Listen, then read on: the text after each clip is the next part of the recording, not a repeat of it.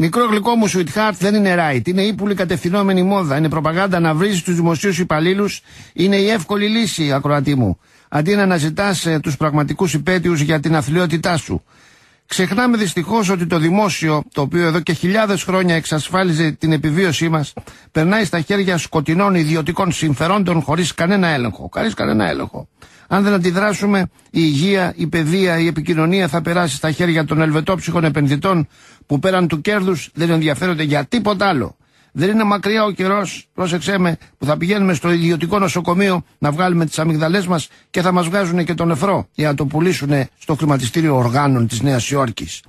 Το δημόσιο, το συλλογικό είναι αυτό που κρατάει τις κοινωνίες αλληλέγγυες και ενωμένες. Με πιάνεις. Η ιδιωτική πρωτοβουλία ταυτιζόταν εξαπανέκαθεν από αρχαιοτά των χρόνων με την ηλιθιότητα και τις μειωμένες ηθικές αντιστάσεις. Είναι μεγάλο λάθος να ταυτίζουμε το δημόσιο με το κράτος. Το κράτος είναι ο γιος του ερεύους και της νύχτας, σύμφωνα με την πυθολογία. Είναι μηχανισμός διώξεων ταξικός, αυταρχισμού και προστασίας του πολίτη από τον αναρχοκομμουνιστικό κίνδυνο. Οι νεογεννήτσαροι ανακαλύπτουν ότι για όλα φταίνουν οι δημόσιοι υπάλληλοι συλλήβδιν. Οι ταβατζίδες, οι διαφθορείς καταγγέλουν αυτούς που οι ίδιοι διευθύναν. Πρώτη φορά στην ιστορία τα αφεντικά του συστήματος καταγγέλουν τους διεκπεραιωτές των υποθέσεών τους ως κοπρίτες. Δεν ντροπή.